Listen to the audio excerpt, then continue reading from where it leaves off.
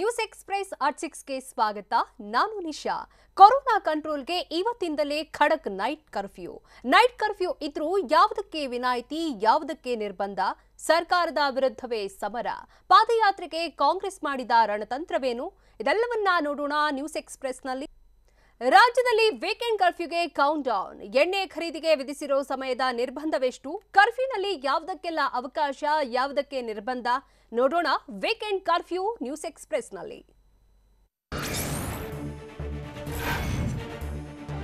ರಾಜ್ಯದಲ್ಲಿ ಕೊರೋನಾ ಮತ್ತು ಒಮಿಕ್ರಾನ್ ಸೋಂಕು ಹೆಚ್ಚುತ್ತಿರುವುದರಿಂದ ವೈರಸ್ಗೆ ಲಗಾಮು ಹಾಕಲು ಇಂದು ರಾತ್ರಿಯಿಂದಲೇ ವೀಕೆಂಡ್ ಕರ್ಫ್ಯೂ ಜಾರಿಯಾಗ್ತಿದೆ.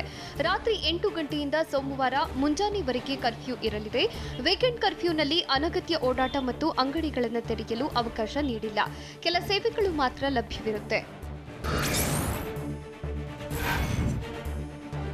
ವೀಕೆಂಡ್ ಕರ್ಫ್ಯೂನಿಂದಾಗಿ ಎಣ್ಣೆ ಖರೀದಿಗೂ ಬ್ರೇಕ್ ಬೀಳಲಿದೆ. ಇಂದು ರಾತ್ರಿ 8 ಗಂಟೆಗೆ ಬಾರ್ಗಳು ಬಂದ್ ಆಗಲಿದ್ದು, ನಾಳೆ ಮತ್ತು ನಾಡಿದ್ದು 2 ದಿನ ಬಾರ್ಗಳು ಸಂಪೂರ್ಣ ಬಂದ್ ಆಗಿರಲಿವೆ. ಈ ಬಗ್ಗೆ ಸ್ಪಷ್ಟನೆ ನೀಡಿದ ಅಬಕಾರಿ ಸಚಿವ ಗೋಪಾಲಯ್ಯ, ರಾಜ್ಯದ ಜನರ ಹಿತದೃಷ್ಟಿಯಿಂದ ಈ ನಿರ್ಧಾರವನ್ನು ತೆಗೆದುಕೊಳ್ಳಲಾಗಿದೆ. ಪಾರ್ಸಲ್ಗೆ ಅವಕಾಶ ನೀಡುವಂತೆ ಬಾರ್ ಮಾಲೀಕರು ಮನವಿ ಮಾಡಿದ್ರು. ಆದರೆ ಅನಿವಾರ್ಯವಾಗಿ ಜನರ ದೃಷ್ಟಿಯಿಂದ ಈ ನಿರ್ಧಾರ ಕೈಗೊಂಡಿದ್ದೇವೆ ಅಂತ ಸಚಿವರು ಹೇಳಿದ್ರು. ವೀಕೆಂಡ್ ಕರ್ಫ್ಯೂ ಇದ್ರೂ ಸಹ ಹಾಲಿನ ಬೂತ್, ತರಕಾರಿ ಮತ್ತು ಹಣ್ಣಿನ ಅಂಗಡಿ ಓಪನ್ ಇರಲಿವೆ. ದಿನಸಿ ಮಾಂಸದ ಅಂಗಡಿ, ಮೀನು ಮಾರುಕಟ್ಟೆಗಳು ಓಪನ್ ಮಾಡಬಹುದಾಗಿದೆ. ಇನ್ನು ಬೀದಿ ಬದಿ ವ್ಯಾಪಾರಿಗಳ ಕಾರ್ಯಚಟುವಟಿಕೆ ಎಂದಿನಂತಿರಲಿದೆ. ಆಸ್ಪತ್ರೆ, ನರ್ಸಿಂಗ್ ಹೋಮ್, ಮೆಡಿಕಲ್ ಶಾಪ್ ಹಾಗೂ ನ್ಯಾಯಬೆಲೆ ಅಂಗಡಿಗಳ ಕಾರ್ಯಚಟುವಟಿಕೆ ನಡೆಸಲಿವೆ. ವೀಕೆಂಡ್ ಕರ್ಫ್ಯೂ ವೇಳೆ ಕೆಲ ಪದಾರ್ಥಗಳನ್ನು ಹೋಮ್ ಡೆಲಿವರಿ ಮಾಡಲು ಅವಕಾಶ ನೀಡಲಾಗಿದೆ. ಪೆಟ್ರೋಲ್ ಬಂಕ್ಗಳು, ಕೃಷಿ ಮಾರುಕಟ್ಟೆಗಳು ತೆರೆಯಲು ಅನುಮತಿ ನೀಡಲಾಗಿದೆ. ಇನ್ನು ಹೋಟೆಲ್ಗಳು ಕೂಡ ಬಾಗಿಲು ತೆರೆಯಲಿದ್ದು, ಕೇವಲ ಪಾರ್ಸಲ್ಗೆ ಮಾತ್ರ ಅವಕಾಶ ನೀಡಲಾಗಿದೆ. ಐಟಿಬಿಟಿ ಕಂಪನಿ, ಕೈಗಾರಿಕೆಗಳ ಕಾರ್ಯಚಟುವಟಿಕೆ ಯಥಾಸ್ಥಿತಿ ಇರಲಿದೆ. ಇಂದಿನಿಂದ ನೈಟ್ ಕರ್ಫ್ಯೂ ಜಾರಿಯಾಗಿದ್ದು, ರಾಜ್ಯದಾದ್ಯಂತ ಶಾಲೆಗೆ ರಜೆ ಘೋಷಿಸಲಾಗಿದೆ. ನಾಳೆ ರಾಜ್ಯದ ಎಲ್ಲಾ ಶಾಲೆಗಳಿಗೂ ರಜೆ ಇರಲಿದೆ. ವೀಕೆಂಡ್ ಕರ್ಫ್ಯೂನಲ್ಲಿ ಶಾಲೆ ನಡೆಸದಿರುವಂತೆ ಸಾರ್ವಜನಿಕ ಶಿಕ್ಷಣ ಇಲಾಖೆ ಎಲ್ಲಾ ಜಿಲ್ಲಾ ನಿರ್ದೇಶಕರಿಗೆ ಖಡಕ್ ಸೂಚನೆ ನೀಡಿದೆ. ಕರ್ಫ್ಯೂ ವೇಳೆ ಶಾಲೆ ನಡೆಸದಂತೆ ಸೂಕ್ತ ಕ್ರಮ ವಹಿಸುವಂತೆಯೂ ಸೂಚಿಸಲಾಗಿದೆ. ಹೋಟೆಲ್ಗಳಲ್ಲೂ ನಿನ್ನೆಯಿಂದಲೇ 50-50 ರೂಲ್ಸ್ ಜಾರಿ ಇದೆ. ಬೆರಳಡಿಕೆಯಷ್ಟು ಗ್ರಾಹಕರು ಮಾತ್ರ ಆಹಾರ ಸೇವನೆ ಮಾಡಿದ್ದಾರೆ. ಆದರೆ ಇನ್ನು ನಾಳೆಯಿಂದ ವೀಕೆಂಡ್ ಕರ್ಫ್ಯೂ ಇರೋದ್ರಿಂದ ಹೋಟೆಲ್ಗಳಲ್ಲಿ ಕುಳಿತು ಊಟ ಮಾಡಲು ಅವಕಾಶವಿಲ್ಲ. ಕೇವಲ ಪಾರ್ಸಲ್ ಸೇವೆ ಮಾತ್ರ ಇರಲಿದೆ. ರಾತ್ರಿ 8 ರಿಂದ 10 ಗಂಟೆವರೆಗೆ ವ್ಯಾಪಾರ ಮಾಡೋರು ಪಾರ್ಸಲ್ ಮಾತ್ರ ಕೊಡಬಹುದು. ನಾಳೆಯಿಂದ ಸೋಮವಾರ ಬೆಳಗ್ಗೆವರೆಗೆ ಕೇವಲ ಪಾರ್ಸಲ್ಗಷ್ಟೇ ಅವಕಾಶ ನೀಡಲಾಗಿದೆ. ರಾಜ್ಯದಲ್ಲಿ ಕೊರೋನಾ ಮತ್ತು ಒಮಿಕ್ರಾನ್ ಸೋಂಕಿನ ಅಬ್ಬರ ಹೆಚ್ಚಾಗ್ತಿದ್ದು, ಕೊರೋನಾ ಸೋಂಕು ನಿಯಂತ್ರಣಕ್ಕೆ ಸರ್ಕಾರ ಹಲವು ಖಡಕ್ ಸೂಚನೆಗಳನ್ನು ನೀಡಿದೆ. ಬೆಂಗಳೂರಿನಲ್ಲಿ ಕೋಚಿಂಗ್ ಸೆಂಟರ್ಗಳನ್ನು ತೆರೆಯುವಂತಿಲ್ಲ. ರಾಜ್ಯದಲ್ಲಿ ಒಮಿಕ್ರಾನ್ ಸೋಂಕು ಹೆಚ್ಚಳದಿಂದಾಗಿ ಆತಂಕವಿದ್ದು, ನೈಟ್ ಕರ್ಫ್ಯೂ, ವೀಕೆಂಡ್ ಕರ್ಫ್ಯೂ ಜಾರಿಯಲ್ಲಿರಲಿದೆ. ಹೀಗಾಗಿ ನಗರದಲ್ಲಿ ಕೋಚಿಂಗ್ ಸೆಂಟರ್ ತೆರೆಯುವಂತಿಲ್ಲ. ವೀಕೆಂಡ್ ಕರ್ಫ್ಯೂನಿಂದಾಗಿ ಇಂಜಿನಿಯರಿಂಗ್ ಕಾಲೇಜುಗಳಲ್ಲಿ ಆಫ್ಲೈನ್ ಕ್ಲಾಸ್ ನಡೆಸಲು ಸರ್ಕಾರ ಅನುಮತಿ ನೀಡಿದೆ. ಆಫ್ಲೈನ್ ಕ್ಲಾಸ್ ನಡೆಸಲು ಅವಕಾಶ ನೀಡಲಾಗಿದೆ. ಇನ್ನು ವಕೀಲರ ಕಚೇರಿಗಳಲ್ಲಿ ಕೆಲಸ ಮಾಡುವುದಕ್ಕೂ ಅನುಮತಿ ನೀಡಲಾಗಿದೆ. ವೀಕೆಂಡ್ ಕರ್ಫ್ಯೂನಲ್ಲಿಯೂ ಕೆಲಸ ಮಾಡುವುದಕ್ಕೆ ಅನುಮತಿ ಇದ್ದು, 50% ಸಿಬ್ಬಂದಿ ಕಾರ್ಯನಿರ್ವಹಿಸಬಹುದಾಗಿದೆ. ಸಾರ್ವಜನಿಕರ ಆರೋಗ್ಯ ದೃಷ್ಟಿಯಿಂದ 2 ದಿನ ಪಾರ್ಕ್ ಕ್ಲೋಸ್ ಮಾಡಲಾಗಿದೆ. ವಾರಕ್ಕೆ 5 ದಿನ ಪಾರ್ಕ್ ಓಪನ್ ಮಾಡಿದ್ರೆ ಸಾಕು. ಸರ್ಕಾರದ ನಿರ್ಧಾರವನ್ನು ನಾವು ಸ್ವಾಗತ ಮಾಡ್ತೇವೆ ಅಂತ ಕೆಲ ವಾಕರ್ಸ್ ಹೇಳಿದ್ದಾರೆ.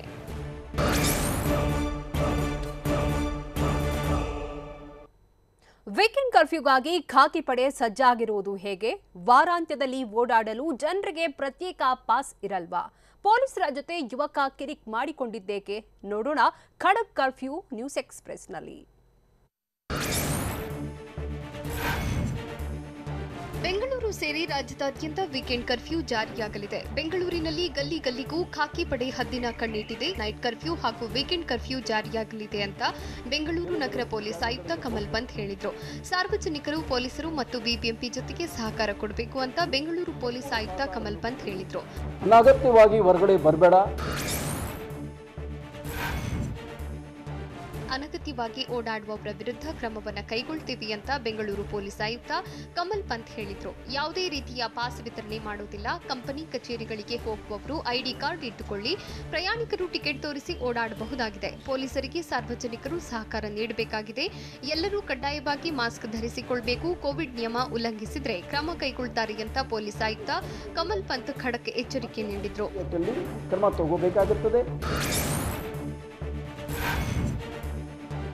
ವೀಕೆಂಡ್ ಕರ್ಫ್ಯೂನಲ್ಲಿ ಪರೀಕ್ಷೆ ಬರೆಯುವುದಕ್ಕೆ ಯಾವುದೇ ಅಡ್ಡಿ ಇಲ್ಲ. ಪರೀಕ್ಷಾರ್ಥಿಗಳು ಪ್ರವೇಶ ಪ್ರತಿ ತೋರಿಸಿ ಓಡಾಡಬಹುದು ಅಂತ ಆದೇಶ ಹೊರಡಿಸಲಾಗಿದೆ. ಪರೀಕ್ಷಾ ಕೊಠಡಿಗಳಿಗೆ ತೆರಳುವುದಕ್ಕೆ ಯಾವುದೇ ಅಡ್ಡಿ ಇಲ್ಲ. ವಿದ್ಯಾರ್ಥಿಗಳು ಸ್ಪರ್ಧಾತ್ಮಕ ಪರೀಕ್ಷೆ ಬರೆಯೋಕೆ ಸರ್ಕಾರ ಅನುಮತಿ ನೀಡಿದೆ. ಈ ಮೂಲಕ ಸ್ಪರ್ಧಾತ್ಮಕ ಪರೀಕ್ಷೆ ಎದುರಿಸಬೇಕಾಗಿದ್ದ ಸ್ಟೂಡೆಂಟ್ಸ್ ನಿಟ್ಟುಸಿರು ಬಿಡುವಂತಾಗಿದೆ.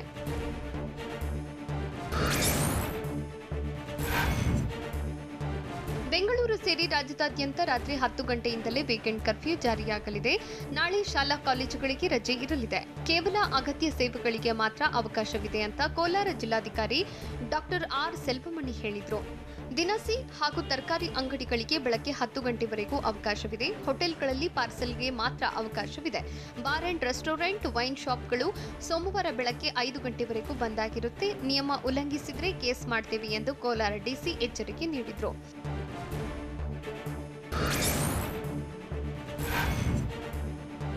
ಇಂದು ರಾತ್ರಿ 10 ಗಂಟೆಯಿಂದಲೇ ನೈಟ್ ಕರ್ಫ್ಯೂ ಜಾರಿಯಾಗಲಿದೆ.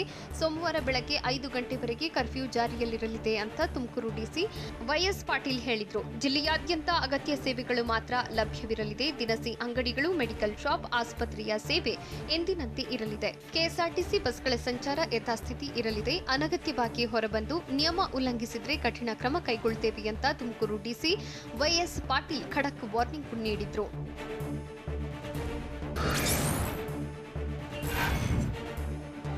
ವೀಕೆಂಡ್ ಕರ್ಫ್ಯೂ ಸಡಿಲಗೊಳಿಸಿ ಅಂತ ಕೇಳುವುದು ಸೂಕ್ತ ಅಲ್ಲ ಅಂತ ಬೆಂಗಳೂರಿನಲ್ಲಿ ಫಿಲ್ಮ್ ಚೇಂಬರ್ ಅಧ್ಯಕ್ಷ ಜಯರಾಜ್ ಹೇಳಿದರು. ಕನ್ನಡ ಚಿತ್ರರಂಗ ಸಮಸ್ಯೆಗಳ ಬಗ್ಗೆ ಸಿಎಂ ಬೊಮ್ಮಾಯಿ ಅವರಿಗೆ ತಿಳಿಸಿಕೊಡ್ತೇವೆ. ಸೋಮವಾರ ಸಿಎಂ ಭೇಟಿಯಾಗಿ ತಿಳಿಸ್ತೇವೆ. ನಾವು ಸರ್ಕಾರಕ್ಕೆ ಒತ್ತಾಯ ಮಾಡಲ್ಲ, ಮನವಿಯನ್ನ ಮಾಡ್ತೇವೆ. ಚಿತ್ರಮಂದಿರ ನಡೆಯಬೇಕಾದ್ರೆ ಸಿನಿಮಾ ರಿಲೀಸ್ ಆಗಬೇಕಾಗುತ್ತೆ. ಈ ಹಿಂದೆ ಲಾಕ್ಡೌನ್ ಆದ್ಮೇಲೆ ಎಷ್ಟು ಕಷ್ಟವಾಯಿತು ಅನ್ನೋದು ಎಲ್ರಿಗೂ ಗೊತ್ತಿದೆ ಅಂತ ಬೆಂಗಳೂರಿನಲ್ಲಿ ಫಿಲ್ಮ್ ಚೇಂಬರ್ ಅಧ್ಯಕ್ಷ ಜಯರಾಜ್ ಹೇಳಿದರು.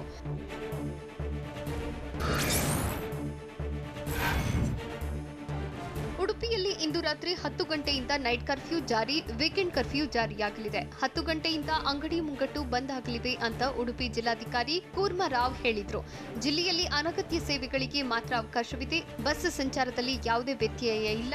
ಮೆಡಿಕಲ್ ಆಸ್ಪತ್ರೆಗೆ ಓಡಾಡುವಾಗ ಕಡ್ಡಾಯ ದಾಖಲೆ ಇರಬೇಕು. ಹೋಟೆಲ್ಗಳಲ್ಲಿ ಕೇವಲ ಪಾರ್ಸೆಲ್ಗಳಿಗೆ ಅವಕಾಶವಿದೆ. ಸೋಮವಾರ ಬೆಳಗ್ಗೆ 5 ಗಂಟೆವರೆಗೂ ನೈಟ್ ಕರ್ಫ್ಯೂ ಜಾರಿಯಲ್ಲಿರಲಿದೆ ಅಂತ ಉಡುಪಿ ಡಿಸಿ ಕೂರ್ಮರಾವ್ ಮಾಹಿತಿಯನ್ನು ನೀಡಿದರು.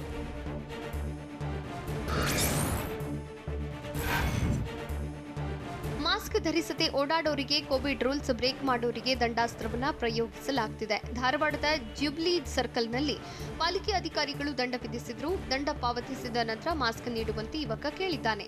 ನಾನು ಮಾಸ್ಕ್ ಧರಿಸದ್ರಿಂದ ದಂಡ ಪಾವತಿಸಿದ್ದೇನೆ, ನೀವು ನನಗೆ ಮಾಸ್ಕ್ ಅನ್ನು ಕೊಡಿಸಲೇಬೇಕು ಅಂತ ಪಾಲಿಕೆ ಅಧಿಕಾರಿಗಳ ಬಳಿ ಯುವಕ ಪಟ್ಟು ಹಿಡಿದಿದ್ದ. ನಾವು ದಂಡವನ್ನ ಮಾತ್ರ ವಿಧಿಸುತ್ತೇವೆ, ಮಾಸ್ಕ್ ನೀಡುವುದಿಲ್ಲ ಅಂತ ಯುವಕನಿಗೆ ಪಾಲಿಕೆ ಅಧಿಕಾರಿಗಳು ಬುದ್ಧಿವಾದ ಹೇಳಿ ಕಳಿಸಿದ್ದಾರೆ.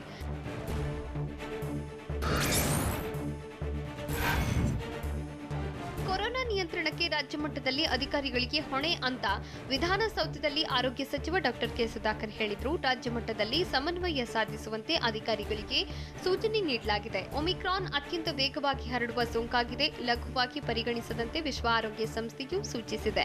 ಪ್ರತಿಯೊಬ್ಬರೂ 2 ಡೋಸ್ ಲಸಿಕೆ ಪಡೆಯಬೇಕೆಂದು ಸಚಿವ ಸುಧಾಕರ್ ಮನವಿ ಮಾಡಿದರು. ಜನವರಿ 10 60 ವರ್ಷ ಮೇಲ್ಪಟ್ಟವರಿಗೆ ಬೂಸ್ಟರ್ ಡೋಸ್ ನೀಡಲಾಗುತ್ತೆ. ಕೋವಿಡ್ ವಾರಿಯರ್ಸ್, ಹೆಲ್ತ್ ವರ್ಕರ್ಸ್ಗೆ ಬೂಸ್ಟರ್ ಡೋಸ್ ನೀಡಲಾಗುತ್ತೆ ಅಂತ ಆರೋಗ್ಯ ಸಚಿವ ಸುಧಾಕರ್ ಹೇಳಿದರು.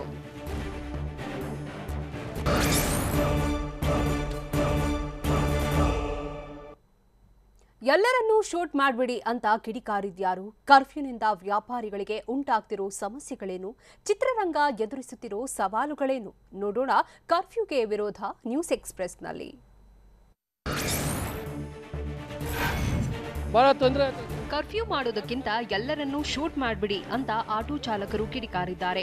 ವೀಕೆಂಡ್ ಕರ್ಫ್ಯೂ ಬಗ್ಗೆ ಆಕ್ರೋಶ ವ್ಯಕ್ತಪಡಿಸಿರೋ ಆಟೋ ಚಾಲಕರು ಒಂದೇ ಸರಿ ಎಲ್ಲಾ ಸತ್ತೋಗ್ತೀವಿ ಅಂತ ಆಟೋ ಚಾಲಕರು ಅಳಲು ತೋಡಿಕೊಳ್ತಿದ್ದಾರೆ. ಬರೀ ವೀಕೆಂಡ್ನಲ್ಲಿ ಮಾತ್ರ ಕೊರೋನಾ ಬರುತ್ತಾ? ವಾರದ ದಿನಗಳಲ್ಲಿ ಕೊರೋನಾ ಮಲಗಿರುತ್ತಾ? ಮಕ್ಕಳಿಗೆ ಫೀಸ್ ಕಟ್ಟಬೇಕು, ಜೀವನ ಮಾಡೋದು ಹೇಗೆ? ಮನೆ ಬಾಡಿಗೆ ಆಟೋ ಓಡಿಸೋರ ಕತೆ ಏನ್ ಸರ್ ಅಂತ ಚಾಲಕರು ಕಿಡಿಕಾರಿದ್ದಾರೆ. ಕಸ್ಟಮರ್ಸ್ ಬರಲ್ಲ ಇವಾಗ ಲಾಕ್ಡೌನ್ ಇಂದ. ವೀಕೆಂಡ್ ಕರ್ಫ್ಯೂ ಮಾಡಿದ್ರೆ ಬಾಡಿಗೆ ಸಿಗಲ್ಲ ಅಂತ ಕಿಡಿಕಾರಿದ ಚಾಲಕರು ಆಟೋ ಲೋನ್ನಲ್ಲಿದೆ. ಇವರು ಕರ್ಫ್ಯೂ ಮಾಡಿದ್ರೆ ತುಂಬಾ ಕಷ್ಟ ಆಗುತ್ತೆ, ದುಡ್ಡೇನು ಸರ್ಕಾರ ಕೊಡುತ್ತಾ ಹೇಳಿ ಅಂತಿದ್ದಾರೆ. ರೈಲು ಇರುತ್ತೆ, ಬಸ್ ಇರುತ್ತೆ ಅಂತಿದ್ದಾರೆ. ಮತ್ತೇನ್ ಕರ್ಫ್ಯೂ ಸರ್ ಇದು? ರೈಲ್ವೆ, ಮೆಟ್ರೋ, ಬಸ್ ನಿಲ್ದಾಣಗಳಿಂದ ಬರೋ ಜನ ಹೇಗೆ ಓಡಾಡಬೇಕು? ಲಾಕ್ ಮಾಡೋದಾದ್ರೆ ಕಂಪ್ಲೀಟ್ ಲಾಕ್ಡೌನ್ ಮಾಡ್ಬಿಡಿ ಅಂತ ಮೆಜೆಸ್ಟಿಕ್ನ ಮೆಟ್ರೋ ನಿಲ್ದಾಣದಲ್ಲಿ ಆಟೋ ಚಾಲಕರು ಅಸಮಾಧಾನ ಹೊರಹಾಕಿದ್ರು.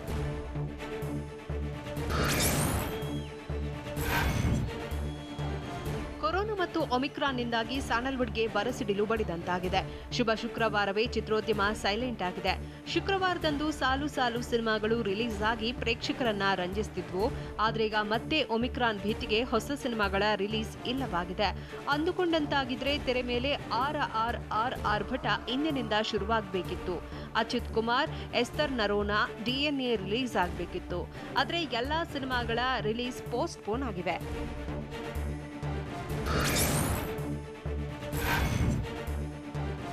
ಕೊರೋನಾ ಮತ್ತು ಒಮಿಕ್ರಾನ್ ಸೋಂಕಿನ ಅಬ್ಬರಕ್ಕೆ ಬ್ರೇಕ್ ಹಾಕುವ ಸಲುವಾಗಿ ಇಂದು ರಾತ್ರಿಯಿಂದ ರಾಜ್ಯದಲ್ಲಿ ವೀಕೆಂಡ್ ಕರ್ಫ್ಯೂ ಜಾರಿ ಮಾಡಲಾಗ್ತಿದೆ. ಆದರೆ ವೀಕೆಂಡ್ ಕರ್ಫ್ಯೂಗೆ ಹೂವಿನ ವ್ಯಾಪಾರಿಗಳು ಅಸಮಾಧಾನ ಹೊರಹಾಕಿದ್ದಾರೆ. ಈಗಲೇ ವ್ಯಾಪಾರವಿಲ್ಲದೆ ನಾವು ಕುಳಿತಿದ್ದೇವೆ. ಮತ್ತೆ weekend curfew, night curfew, lockdown ಆದರೆ ಸಾಕಷ್ಟು ಕಷ್ಟ ಆಗುತ್ತದೆ. ಸರ್ಕಾರ ಇದಕ್ಕೆ ಒಂದು ವ್ಯವಸ್ಥೆಯನ್ನ ಮಾಡಬೇಕು ಅಂತ ಒತ್ತಾಯಿಸಿದ್ದಾರೆ. ಜನ ಬಂದ್ರೆ ಮಾತ್ರ ವ್ಯಾಪಾರ, ಜನ ಇಲ್ಲದಿದ್ರೆ ಯಾವುದೇ ವ್ಯಾಪಾರ ಆಗಲ್ಲ ಅಂತ ಅಸಮಾಧಾನ ವ್ಯಕ್ತಪಡಿಸಿದ್ರು. ಅವಕಾಶ ಮಾಡಿಕೊಡ್ಬೇಕು.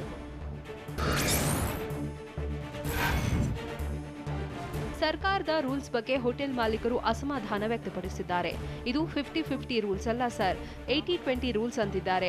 20% ಮಾತ್ರ ಬಿಸಿನೆಸ್ ಆಗ್ತಿದೆ, 80% ಬಿಸಿನೆಸ್ ಹೋಟೆಲ್ಗಳಿಗೆ ಲಾಸ್ ಆಗ್ತಿದೆ ಅಂತ ಕಿಡಿಕಾರಿದ್ದಾರೆ. ಇಂದು ರಾತ್ರಿಯಿಂದಲೇ ಪಾರ್ಸೆಲ್ ಕೊಡಬೇಕು, ಪಾರ್ಸೆಲ್ಗೆ ದುಬಾರಿ ವೆಚ್ಚ ತಗುಲುತ್ತೆ, ಅದನ್ನ ಹೋಟೆಲ್ ಬರೋ ಗ್ರಾಹಕರ ಮೇಲೆ ಹಾಕೋಕೆ ಆಗಲ್ಲ. ಮೊದಲೇ ಗ್ರಾಹಕರಿಲ್ಲ, ಜಾಸ್ತಿ ಮಾಡಿದ್ರೆ ಬರೋರೂ ಬರಲ್ಲ. ನಾರ್ಮಲ್ ರೇಟ್ನಲ್ಲೇ ಪಾರ್ಸೆಲ್ ವ್ಯವಸ್ಥೆ ಇರುತ್ತೆ ಅಂತ ಬೇಸರ ವ್ಯಕ್ತಪಡಿಸಿದ್ರು.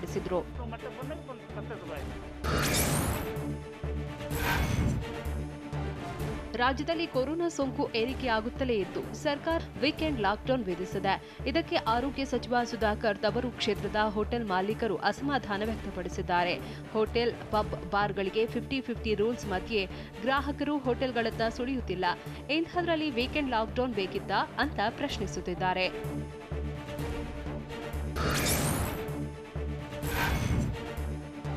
ಒಮಿಕ್ರಾನ್ ಆತಂಕ ವೀಕೆಂಡ್ ಕರ್ಫ್ಯೂ ಜಾರಿ ಹೆಚ್ಚಾಗಿದ್ದು, ವೀಕೆಂಡ್ ಕರ್ಫ್ಯೂಗೆ ಗದಗದಲ್ಲಿ ಬೀದಿ ಬದಿ ವ್ಯಾಪಾರಿ ತೀವ್ರ ಆಕ್ರೋಶ ವ್ಯಕ್ತಪಡಿಸಿದ್ದಾರೆ. ಸರ್ಕಾರದ ವಿರುದ್ಧ ಹೂವು ಮಾರಾಟ ಮಾಡೋ ಮಹಿಳೆ ಕಿಡಿಕಾರಿದ್ದು, ಹೂವು ಮಾರಿ 6 ಜನರ ಕುಟುಂಬ ಹೊಟ್ಟೆ ತುಂಬಿಸಿಕೊಳ್ಳಬೇಕು. ಒಂದು ದಿನ ವ್ಯಾಪಾರ ಇಲ್ಲಾಂದ್ರೆ ಉಪವಾಸ ಇರಬೇಕಾಗುತ್ತೆ. ಮಕ್ಕಳು ಮೊಮ್ಮಕ್ಕಳು ಸೇರಿ ಎಲ್ಲರೂ ಉಪವಾಸ ಇರಬೇಕು ಅಂತ ಹೂವು ವ್ಯಾಪಾರಿ ಲಕ್ಷ್ಮವ್ವ ಕಿಡಿಕಾರಿದ್ರು. ಇದನ್ನ ಕಟ್ ಮಾಡಿ ನಮ್ಮಂತ ನಡೆದಿಲ್ಲ. ವೀಕೆಂಡ್ ಕರ್ಫ್ಯೂಗೆ ಕೌಂಟ್ ಡೌನ್ ಶುರುವಾಗಿದ್ದು, ಜಿಮ್ಗಳು ಕ್ಲೋಸ್ ಆಗಲಿವೆ. ಕಚೇರಿ ಕೆಲಸ ಮುಗಿಸಿ ಜಿಮ್ ತೆರಳೋರಿಗೆ ಸಮಯವಿರಲ್ಲ. ನಾಳೆ ಮತ್ತು ನಾಡಿದ್ದು 2 ದಿನ ಜಿಮ್ ತೆರೆಯುವಂತಿಲ್ಲ. ಸೋಮವಾರ ಮುಂಜಾನೆ ಯಥಾಸ್ಥಿತಿಯಂತೆ ಓಪನ್ ಇರಲಿವೆ. ಜನವರಿ ತಿಂಗಳಲ್ಲೇ ಹೆಚ್ಚು ಅಡ್ಮಿಷನ್ ಆಗ್ತಿತ್ತು. ವಿಚಾರಿಸಿಕೊಂಡು ಹೋದವರು ಅಡ್ಮಿಷನ್ಗೆ ಬಂದೇ ಇಲ್ಲ. ವೀಕೆಂಡ್ ಕರ್ಫ್ಯೂನಿಂದ ವಾರದ ದಿನ ಜಿಮ್ ಗ್ಯಾಪ್ ಬಿಟ್ಟವರಿಗೆ ಸಮಸ್ಯೆ ಆಗುತ್ತೆ ಅಂತ ಜಿಮ್ ಮಾಲೀಕರು ಬೇಸರ ವ್ಯಕ್ತಪಡಿಸಿದ್ದಾರೆ.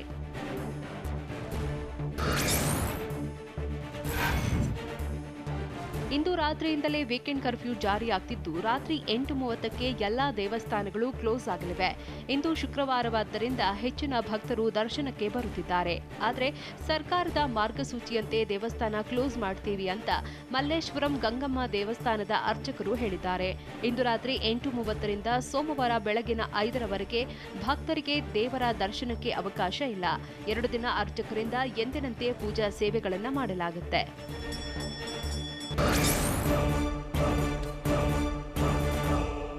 ರಾಜ್ಯದಲ್ಲಿ ಕೊರೋನಾ ಜೊತೆ ಒಮಿಕ್ರಾನ್ ಸೋಂಕು ಕೇಕೆ ಹಾಕಿದ್ದು ಹೇಗೆ? ಓಂ ಶಕ್ತಿ ಯಾತ್ರಿಗಳಿಂದಲೇ ಕೊರೋನಾ ಅಬ್ಬರ ಹೆಚ್ಚಾಗ್ತಿದೆಯಾ? ಶಾಲಾ ಮಕ್ಕಳಿಗೂ ವೈರಸ್ ಅಟ್ಯಾಕ್ ಆಗಿದ್ದೇಗೆ?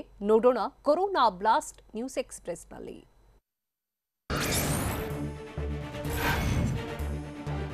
ದೇಶದಲ್ಲಿ ಒಮಿಕ್ರಾನ್ ಕೇಸ್ ಪತ್ತೆಯಾಗಿದ್ದು ಮೊದಲು ಕರ್ನಾಟಕದಲ್ಲೇ. ಈಗ ಒಮಿಕ್ರಾನ್ ತನ್ನ ಕಬಂದ ಬಾಹು ಚಾಚುತ್ತಲೇ ಇದ್ದು ಇವತ್ತು ಒಂದೇ ದಿನ 107 ಜನರಲ್ಲಿ ಒಮಿಕ್ರಾನ್ ಸೋಂಕು ಪತ್ತೆಯಾಗಿದೆ. ರಾಜ್ಯದಲ್ಲಿ ಒಮಿಕ್ರಾನ್ ಸೋಂಕಿತರ ಸಂಖ್ಯೆ 333ಕ್ಕೆ ಏರಿಕೆಯಾಗಿದೆ ಅಂತ ಟ್ವಿಟರ್ನಲ್ಲಿ ಆರೋಗ್ಯ ಸಚಿವ ಡಾಕ್ಟರ್ ಕೆ ಸುಧಾಕರ್ ಮಾಹಿತಿ ನೀಡಿದ್ದಾರೆ.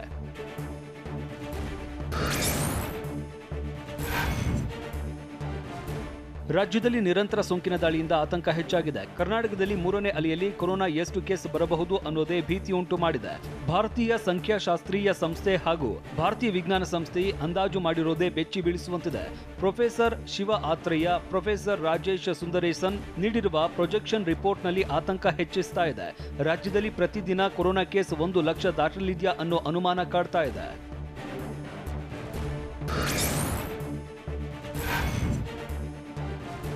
ಕೊರೋನಾದಿಂದ ಅತ್ಯಂತ ಕೆಟ್ಟ ಸನ್ನಿವೇಶ ಉಂಟಾದರೆ ರಾಜ್ಯದಲ್ಲಿ 1.20 ಲಕ್ಷ ಕೇಸ್ ಪತ್ತೆಯಾಗಿರುವ ಸಾಧ್ಯತೆ ಇದೆ. ಕೊರೋನಾ ಉತ್ತಮ ಸನ್ನಿವೇಶ ಇದ್ದರೆ ರಾಜ್ಯದಲ್ಲಿ 40,000 ಕೇಸ್ ಆಗಲಿದೆ. 1% ಆಸ್ಪತ್ರೆ ದಾಖಲಾತಿ ಎಂದರೂ ಪ್ರತಿದಿನ 400ರಿಂದ 1,200 ಬೆಡ್ಗಳ ಅವಶ್ಯಕತೆ ಬೀಳಬಹುದು.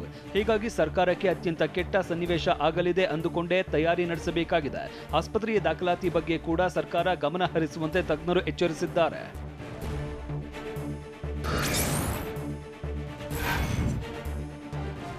ಮಂಡ್ಯದಲ್ಲಿ ಓಂ ಶಕ್ತಿ ಯಾತ್ರೆಗಳಲ್ಲಿ ಕೊರೋನಾ ಹೆಚ್ಚಳವಾಗುತ್ತಲೇ ಇದ್ದು ಆರೋಗ್ಯ ಇಲಾಖೆ ಹೈ ಅಲರ್ಟ್ ಆಗಿದೆ. ಓಂ ಶಕ್ತಿ ಯಾತ್ರೆ ಕೈಗೊಂಡವರ ಮೇಲೆ ಹದ್ದಿನ ಕಣ್ಣಿಡೋದಕ್ಕೆ ಮುಂದಾಗಿದೆ. ಯಾತ್ರೆ ಮುಗಿಸಿ ಬಂದವರು ಕ್ವಾರಂಟೈನ್ ಕೇಂದ್ರಕ್ಕೆ ಶಿಫ್ಟ್ ಮಾಡಲಾಗಿದೆ. ಮಳವಳ್ಳಿಯ ದಂಡಿನ ಮಾರಮ್ಮ ದೇವಸ್ಥಾನದ ಬಳಿ ಇದ್ದ ಓಂ ಶಕ್ತಿ ಯಾತ್ರಿಗಳು ತಮಿಳುನಾಡಿನ ಓಂ ಶಕ್ತಿ ದೇವಾಲಯದಿಂದ ವಾಪಸ್ಸಾಗಿದ್ದರು. ಮಳವಳ್ಳಿ ತಾಲೂಕಿನ ಒಕ್ಕಲಿಗರ ಕೊಪ್ಪಲು ಗ್ರಾಮದಿಂದ ಓಂ ಶಕ್ತಿಗೆ ಹೋಗಿದ್ದವರು ಗ್ರಾಮಕ್ಕೆ ಹಿಂತಿರುಗುತ್ತಿದ್ದಾಗ ತಡೆದು ಕ್ವಾರಂಟೈನ್ ಕೇಂದ್ರಕ್ಕೆ ಶಿಫ್ಟ್ ಮಾಡಲಾಗಿದೆ.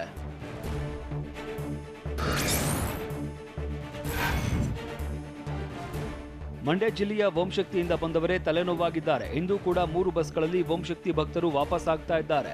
ಮಳವಳ್ಳಿಯ ಸುಮಾರು 150ಕ್ಕೂ ಹೆಚ್ಚು ಓಂ ಶಕ್ತಿ ಭಕ್ತರು ಆಗಮಿಸ್ತಾ ಇದ್ದು ಇವತ್ತು ಕೂಡ ಮಂಡ್ಯ ಜಿಲ್ಲೆಯಲ್ಲಿ ಕೊರೋನಾ ಸ್ಫೋಟವಾಗುವ ಸಾಧ್ಯತೆ ಇದೆ. ಒಂದೇ ಬಸ್ನಲ್ಲಿದ್ದ 50ಕ್ಕೂ ಹೆಚ್ಚು ಓಂ ಶಕ್ತಿ ಯಾತ್ರಿಗಳನ್ನ ಮಳವಳ್ಳಿ ಕೆಎಸ್ಆರ್ಟಿಸಿ ತರಬೇತಿ ಕೇಂದ್ರದಲ್ಲಿ ಕ್ವಾರಂಟೈನ್ ಮಾಡಲಾಗಿದೆ. ಎಲ್ಲರನ್ನ ಟೆಸ್ಟ್ಗೆ ಒಳಪಡಿಸಿ ಬಳಿಕ ಕ್ವಾರಂಟೈನ್ ಮಾಡಲಾಗಿದೆ. ನೆಗೆಟಿವ್ ಬಂದವರಿಗೆ ಮತ್ತೆ 7 ದಿನಗಳ ಬಳಿಕ ಕೋವಿಡ್ ಟೆಸ್ಟ್ ಮಾಡಲಾಗುತ್ತದೆ.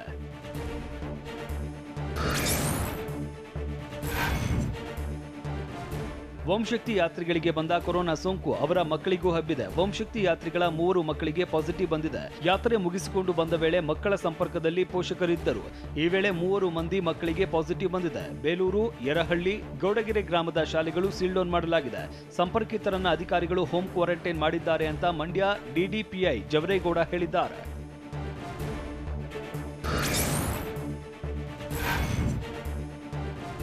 ತಮಿಳುನಾಡಿನ ಓಂ ಶಕ್ತಿ ಯಾತ್ರೆಗೆ ಹೋದವರಲ್ಲಿ ನಿನ್ನೆ ಒಬ್ಬರಲ್ಲಿ ಕಾಣಿಸಿಕೊಂಡ ಕೋವಿಡ್ ಸೋಂಕು ಇವತ್ತು 6 ಜನರಲ್ಲಿ ಪತ್ತೆಯಾಗಿದೆ. ಒಟ್ಟು 7 ಜನ ಯಾತ್ರೆಗೆ ಹೋಗಿ ಬಂದವರಿಗೆ ಕೊರೋನಾ ವಕ್ಕರಿಸಿದೆ. ತಮಿಳುನಾಡಿನ ಮೇಲ್ಮರತ್ತೂರಿನಲ್ಲಿರುವ ಓಂ ಶಕ್ತಿ ದೇವಾಲಯಕ್ಕೆ 4,143 ಜನ ಭೇಟಿ ನೀಡಿದರು. ಶಿವಮೊಗ್ಗದಿಂದ 77 ಬಸ್ಗಳಲ್ಲಿ ಓಂ ಶಕ್ತಿ ಯಾತ್ರೆಗೆ ಭಕ್ತರು ತೆರಳಿದ್ರು. ಓಂ ಶಕ್ತಿ ಯಾತ್ರೆಗೆ ಹೋಗಿ ಬಂದವರಲ್ಲಿ ಕೊರೋನಾ ಸೋಂಕು ಹೆಚ್ಚಾಗಿರೋದ್ರಿಂದ ಶಿವಮೊಗ್ಗದಲ್ಲಿ ಜಿಲ್ಲೆಯಲ್ಲಿ ಆತಂಕ ಶುರುವಾಗಿದೆ.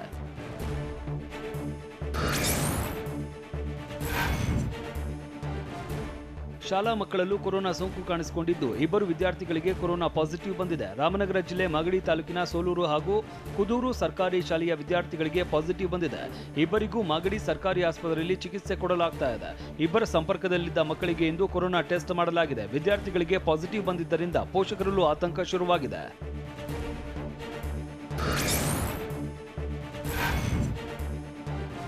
ಬೆಂಗಳೂರಿನಲ್ಲಿ ದಿನೇ ದಿನೇ ಕೊರೋನಾ ಸೋಂಕು ಹೆಚ್ಚಳವಾಗುತ್ತಲೇ ಇದೆ. ಹೀಗಾಗಿ ಕೋವಿಡ್ ಕಂಟೈನ್ಮೆಂಟ್ ಝೋನ್ ಹೆಚ್ಚಳ ಮಾಡಲಾಗಿದೆ. ಕಂಟೈನ್ಮೆಂಟ್ ಝೋನ್ಗಳ ಸಂಖ್ಯೆ 221ಕ್ಕೆ ಏರಿಕೆಯಾಗಿದೆ. ಮಹದೇವಪುರದಲ್ಲಿ 82, ಬೊಮ್ಮನಹಳ್ಳಿಯಲ್ಲಿ 62, ಯಲಹಂಕದಲ್ಲಿ 26, ಪಶ್ಚಿಮ ವಲಯದಲ್ಲಿ 21, ಪೂರ್ವ ವಲಯದಲ್ಲಿ 12, ದಕ್ಷಿಣ ವಲಯದಲ್ಲಿ 12, ದಾಸರಹಳ್ಳಿ ವಲಯದಲ್ಲಿ 4 ಝೋನ್ಗಳನ್ನು ಹೆಚ್ಚಿಸಲಾಗಿದೆ.